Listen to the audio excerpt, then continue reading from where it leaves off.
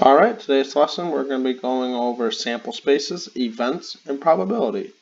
So sample spaces is going to be like what we consider like the universal set, like all the possible things that could possibly happen. The events are going to be all of the things that we are interested in, and then we're going to be interested in the probability. What is the probability of that event happening given that we got a certain sample space? So this is a nice equation that we're going to be using a lot right here. Is that the probability of E is going to equal to the number of elements that's in set E, all divided by the number of elements that's in set S. Or more shortly handwritten, the number of E divided by the number of S, where E is going to be the events that we're interested in, and S is going to be the total sample space. So we have this chart right here. And this is representing throwing two die. So we all have played maybe a board game where we throw two die. And what we might be first interested in the number of events that's in the total sample space. So when we talk about the total number of elements in the sample space, we're going to be interested in what are the total number of different ways that you can throw two die. Well, remember, if we throw one die, we can roll a 1, 2, 3, 4, 5, or 6. The second die could also show up as 1, 2, 3, 4, 5, 6. So this little chart with all of our parentheses is representing all the possible events. So this event right here represents that the first die was a 4 and the second die was a 3. And maybe this one right here, that's saying that the first die was rolled a 2 and the second die was rolled a 5. And the total number of events, or the total number of elements, I should say, is just going to be the total number of all these ones. So the total number of elements that's in the sample space is 36. There are 36 different ways that we can roll two die. Alright, so let's go over some examples. So let's talk about the probability of rolling a 2.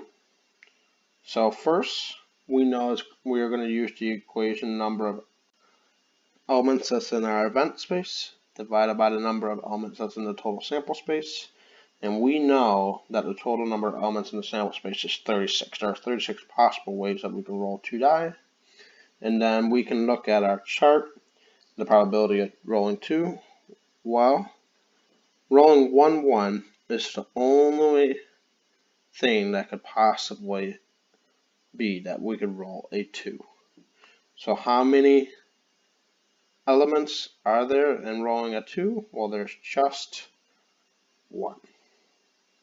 So that would be the probability, 1 over 36, of rolling a 2.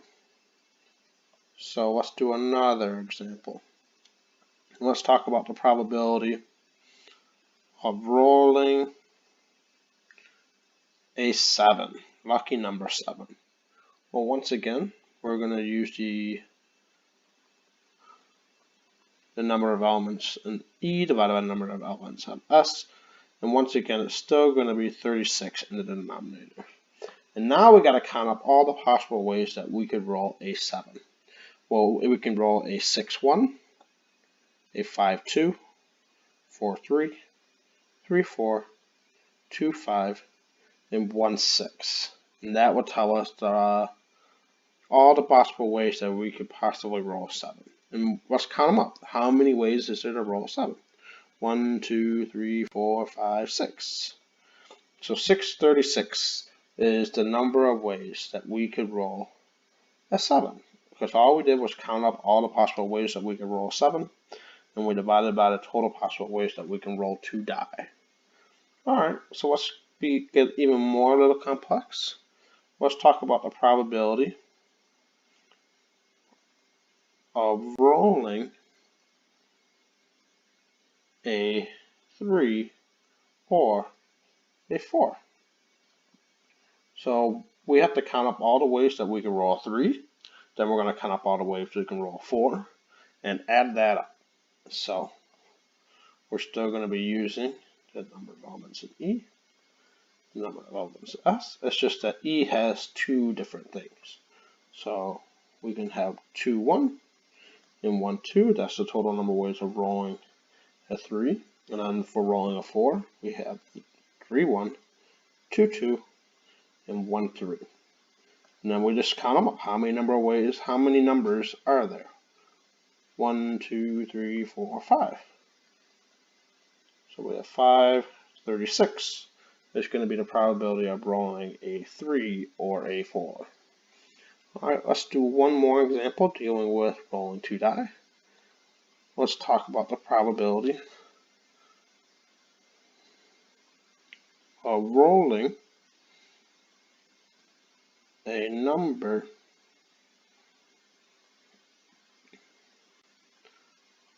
divisible by 4. So let's think about this for a second. Let's think about all the possible numbers that could be rolled. Well, we could roll 2, 3, 4, 5, 6, 7, 8, 9, 10, 11, and 12. So those are all the possible big outcomes. And we have 3, we can roll a 4, we can roll an 8, and we can roll a 12. And in terms of those being the numbers that are divisible by 4. So let's count up all the ways that we can roll 4, then we'll count up all the ways that we can roll an 8, and then we can count up all the ways that we can roll a 12. And we're going to sum all those up, and that's going to be the probability of rolling a number that's divisible by 4. So once again, we already figured this part out earlier. There are 3 total ways that we can roll a 4. So we got 3 plus, how many different ways can we roll an 8? 6, 2, 5, 3, 4, 4, 3, 5, 2, 6. So there's 6 ways that we can roll. No, there are 5 ways that we can roll an 8. And then there's only 1 way that we can roll a 12.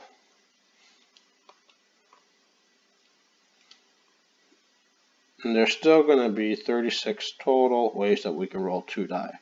So the total number of ways that we can roll 4, total number of ways that we can roll an 8, and the total number of ways of rolling a 12. If we sum all those up, we're going to get 9, 36. It's going to be the probability of rolling a number that's divisible by 4. Alright, so let's move on a little bit and talk about examples where we're dealing with cards. So we got a 52 card deck, and we might be interested in the probability of a 5 card hand, let's say having all red cards. So if we have a 52 card deck, what's the probability of us being drawn 5 cards such that all 5 cards are red? So once again, we're still going to be using the number that's in our events divided by the number that's in our sample space. Well, let's think about the denominator first, the sample space. Well, that is just going to be 52 choose 5. There are 52 cards total in the deck. We're going to be drawing 5. So what's the total number of ways that we can draw 5 cards from 52? Well, that's just 52 choose 5. Alright, so let's think about the numerator. How many red cards are there available for us to choose? Well, exactly half the deck.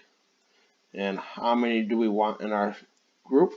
5. So 26 choose 5 is going to be the total number of ways that we can draw 5 cards such that they're all red.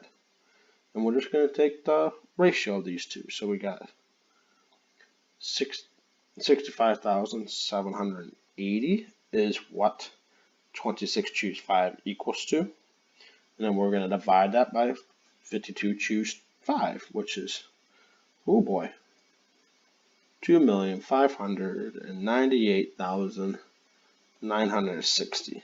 Yeah, there are a lot of ways that we could draw 5 cards from our deck. And we take the ratio of these two, that will tell us what the probability of how all 5 cards are read. Alright, let's do another example. Let's talk about the probability of a 5 card hand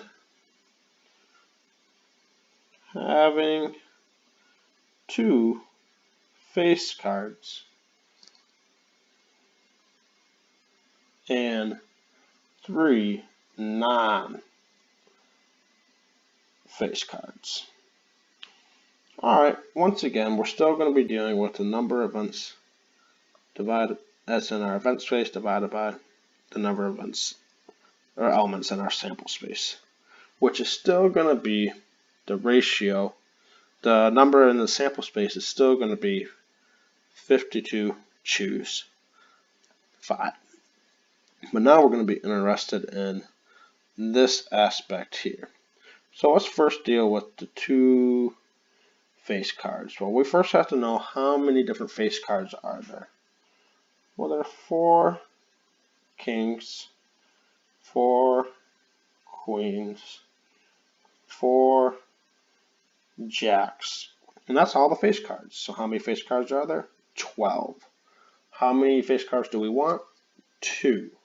So the total number of ways that we can draw 2 face cards from 12 face cards total is 12 choose 2. Alright, we're going to multiply this by the total number of ways that we can draw 3 non-face cards from the deck.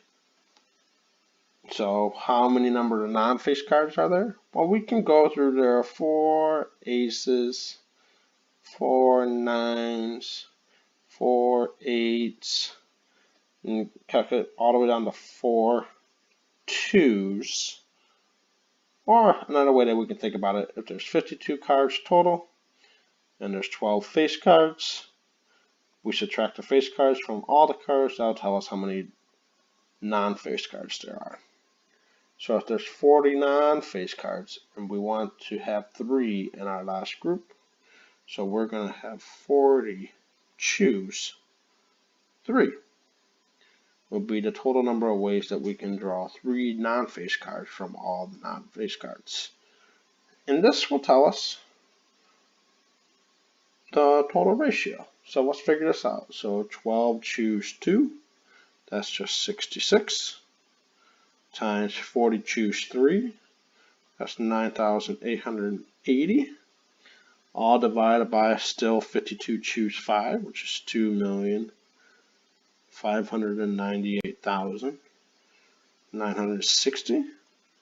So if we take the product of 66 and 9,880, we'll get 652,080, all divided by 2,598,960.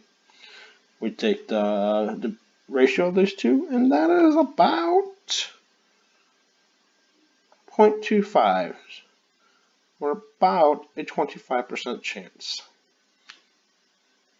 Alright, so that's how we do these things.